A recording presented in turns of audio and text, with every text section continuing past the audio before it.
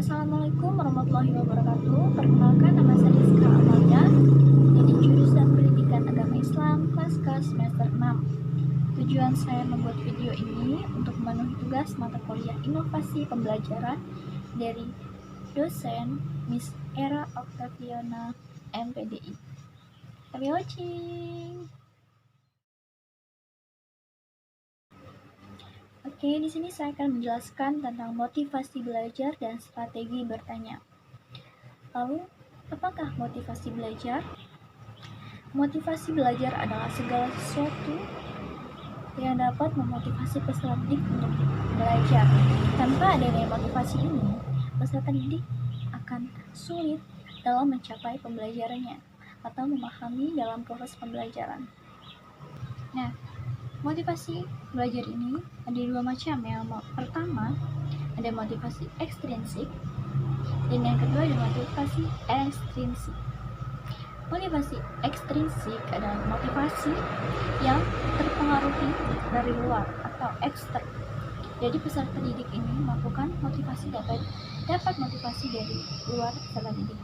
Contohnya seperti dapat reward ataupun ia mendapatkan hukuman. Dengan begitu ia akan diberi motivasi. Dan selanjutnya ada motivasi intrinsik. Motivasi intrinsik adalah motivasi yang ada dalam diri manusia atau dalam diri seorang untuk melakukan sesuatu.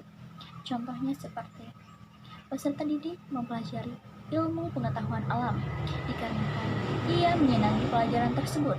Nah, itulah yang disebut dengan motivasi intrinsik, yakni sesuatu yang ada dalam diri manusia untuk melakukan hal tersebut. Nah, motivasi ini juga sangat mempengaruhi dalam proses pembelajaran, baik itu keberhasilan maupun kegagalannya. Karena tanpa adanya motivasi, peserta didik akan sulit memahami apa yang pelajaran yang telah kita sampaikan. Nah, oleh sebab itu, motivasi harus disesuaikan dengan kebutuhan, dukungan, dan minat dari peserta didiknya. Karena faktor motivasi merupakan pembelajaran yang efektif dan efisien dalam pembelajarannya.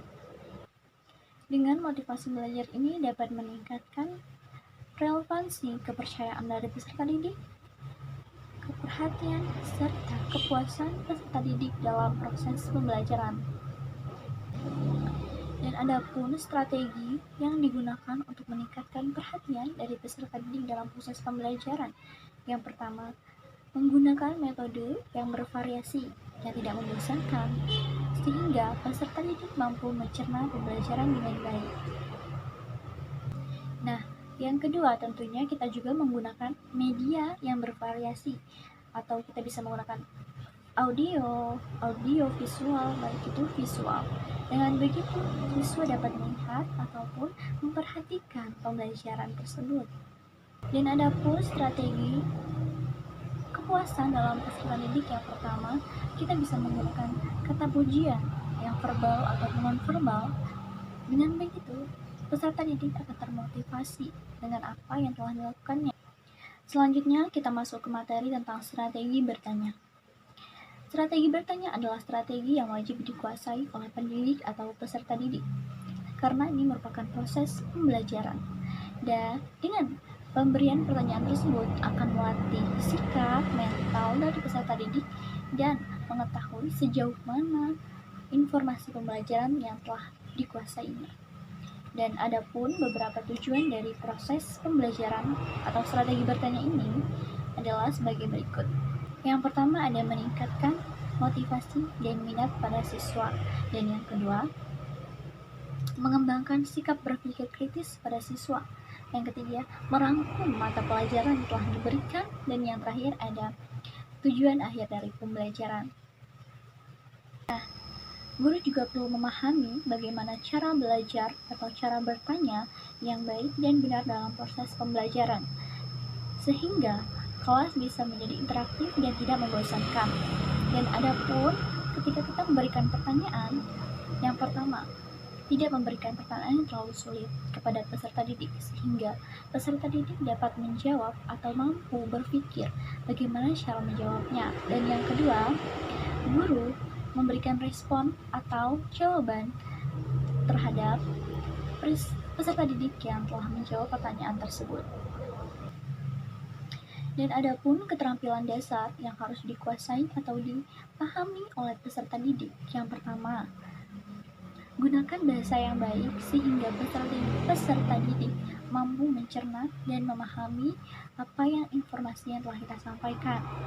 Yang kedua, atur sesuai pertanyaan yang sulit dan yang mudah. Di saat pendidik memberikan pertanyaan terhadap peserta didiknya, berikanlah waktu tunggu, karena setiap peserta didik memiliki cara berpikir yang berbeda-beda.